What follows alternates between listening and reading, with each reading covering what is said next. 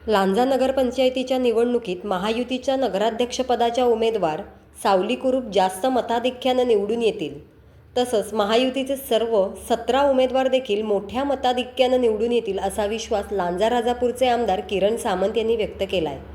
कार्यकर्त्यांचा उत्साह, जनतेचा पाठिंबा आणि शासन स्तरावर सुरू असलेल्या विकास कामांमुळे लांजा नगरपंचायतीत महायुतीला स्पष्ट बहुमत मिळणार असल्याचा दावा आमदार सामंत यांनी केला आहे. माझ्या आमदारपदाचा पदभार स्वीकारून 1 वर्ष पूर्ण झालं. त्यामुळे मी सर्व राजापूर, लांजा, साखरपा मतदारसंघातील माझ्या सर्व मतदारांना आभार मानतो, तसेच शुभेच्छा देखील देतो.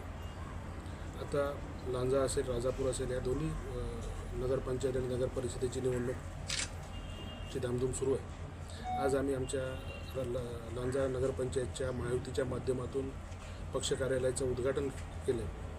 मला या ठिकाणी पूर्ण खात्री आहे की महायुतीच्या माध्यमातून माननीय देवेंद्रजी फडणवीस साहेब असतील, माननीय उपमुख्यमंत्री एकनाथ शिंदे साहेब, माननीय उपमुख्यमंत्री अजितदादा पवार, खासदार नारायण राणे साहेब, माननीय रवींद्रजी चव्हाण साहेब आणि रत्नागिरी जिल्ह्याचे पालकमंत्री उदय सामंत यांच्या माध्यमातून आम्ही जे महायुतीचं या ठिकाणी जे पॅनल तयार केलं, जे 17 उमेदवार नगरसेवक म्हणून आहेत आणि एक नगराध्यक्षपदाचे उमेदवार आहे, हे सर्वच्या सर्व उमेदवार निवडून येतील याची मला पूर्ण खात्री आहे. आणि महायुतीच्या माध्यमातून आमची प्रचार यंत्रणा देखील योग्य रीतीने चालणार. मला रांजावासियांवरती पूर्ण अभिमान आहे आणि मला सांगायला या ठिकाणी आनंद होतो की मला महायुतीने गेल्या विधानसभेमध्ये सुमारे 2000 लांजा नगरपंचायत क्षेत्रामध्ये सुमारे 2000 मताचं मताधिक्य दिलं होतं.